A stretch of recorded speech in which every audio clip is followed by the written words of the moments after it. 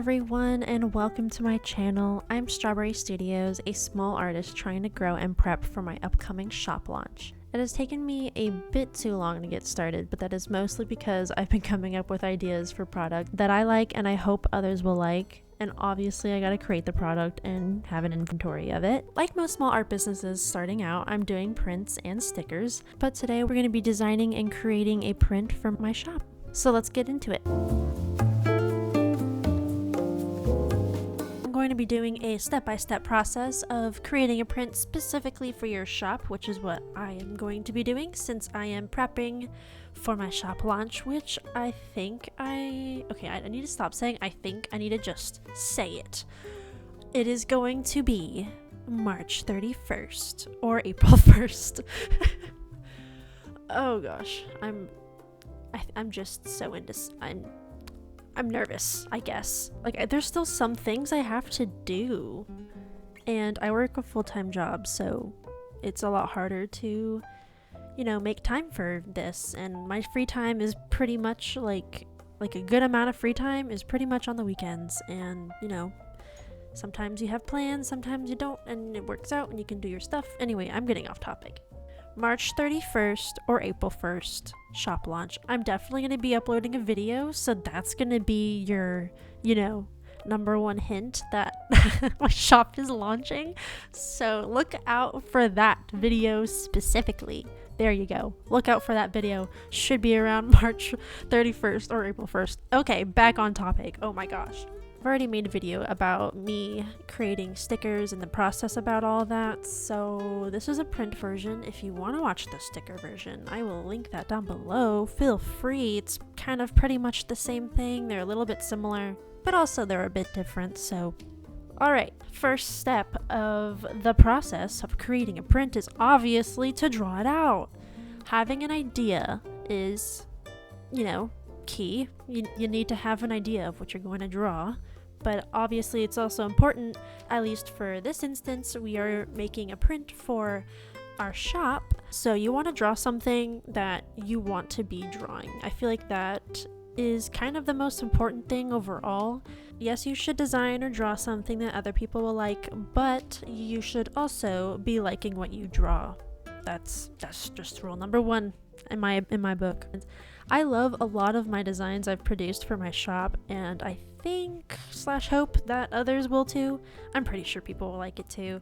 There are people out there that will like and buy your art. The hardest thing is finding them. So just remember that. I gotta remember that myself. Really quick though, what I use to draw, I typically just stick with a sketchbook. And like in this video, this is pretty much a traditional print. It's the only thing that will be digital is the background, and we'll see that later. But the majority of the drawing is all traditional. I also use an iPad Pro. I do not remember what generation it is. I got it last year, which was in 2024, so it was brand new then. So whatever generation that is, I got that one. Another thing that I know people want to know is how to price your print, because even I ask that myself, and I'm like such a second guesser. I'll be like, well, I mean, what if people don't buy it because it's too expensive, so then you want to lower your price? No, you got to be confident about that price. You got to be confident about your work. I guess you got to be confident about your work and trust that what you're doing and what that price that you put on there, that is worth what you did and what you put in the work for. So that's all I'm really going to say about that. I know it can be so hard. Like, I've asked and it does help to get some support from, close friends, family, whatever. I've asked my siblings, my boyfriend and stuff, like, hey, what do you think this should be priced at? Or like, hey, what have you bought and that's similar to this? Like, what was the price about that? Like, that always helps. I also will look at other people's shops and decide, or like I'll look at other people's shops and see, what they sell for prints similar to the size that I'll be selling and all that. So, do some research, think about it, and yeah, I mean, like, I think I originally priced, whenever I was creating my shop, I was originally pricing my prints at $10. Then someone told me that they honestly thought it should be raised, even just like $3-4. It should be just more than $10. And I was like, oh, really? And they're like, oh, yeah. I mean, prints typically are like $15 to $20. And I was like, oh, okay. And then plus they were like, well, your art's also like, it should be priced higher. And I was like, well, okay, yeah, sure. So I'm going to go back and price them up a little bit higher. But I know it can also be discouraging. I mean, I haven't even released my shop yet, but I guess I'm anticipating. I know it can be discouraging when no one buys it and you just kind of think, well, is it the price? Like, is it not worth what I thought it was and all that?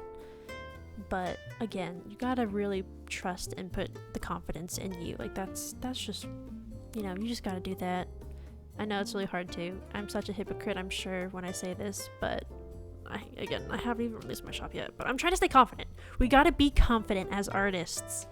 We have to. Like, we literally just have to. We're producing our work and we're marketing our own work. We have to be confident in ourselves. We can't be doubting ourselves out here. Anyway, step number 2 is editing. Editing, which I don't really typically do, especially with my iPad work, because I'm using, my iPad and Procreate, and the editing is in the drawing itself, you know what I mean? So this piece specifically, I did edit because I did not like the background, and I kind of already knew I wasn't going to, because these markers are layering markers, and I knew, like, I wanted a blurry background, I wanted the tomatoes to be the main focus and to really stand out and have a blurry background, and I knew these markers just wouldn't do that, so I just did something kind of quick, just to fill the sketchbook page. And honestly, I probably should have just left the tomatoes there and I could have done the background separately, but it's fine because my phone died when I started to draw the background in this video, so I did not get a single thing of footage of me drawing the background. Pretty much all I did in the editing stage was just a different background and added some glistening highlights to the edges of the tomatoes, and yeah, that was really it. I guess I kind of refined it a little bit, even if I don't even know if I'd call it refined it. I did not touch the tomatoes. I loved the tomatoes from the traditional work. I thought they were juicy. I just added, like I said, some yellow on the side, yellow on the side. Hopefully I didn't go overboard with it. I don't know. I did fix it because at one point I thought it was too much, and then I went down a notch, but now, I don't know. I'm second guessing myself, but it's fine. It looks good. I like it. They look juicy. But then, finally, once we are done, next step is we can send the file on over to your computer, your laptop, whatever you use to print. I use my laptop because I do this on Cricut's app to print, even though it's a print and I don't have to cut it through the Cricut. I like it there because I'll have it saved in my shop file that I have there with my other shop things, so they're all in the same place. I just like that. Plus the sizes, you can customize the size and stuff pretty easily there. So then obviously all you gotta do is print. I have some prints where I'll leave a border, but this one I think will look good without one. I don't know. Should that be an option in my shop? Does it matter? Do y'all care about borders? Personally, when you're buying prints, do you look for does it matter? Does it matter? That's a big question.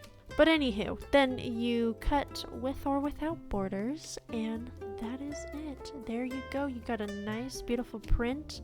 I probably should have specified the paper I used real quick. I got it off Amazon, so just look up Moab Photomat paper, and I'm sure it'll be the first one to pop up. But overall, the quality, I really like the quality from this print paper. It's so good. I love it a lot. So then you just gotta take some photos of your product or, social media photos and post and upload them. And that's all to that.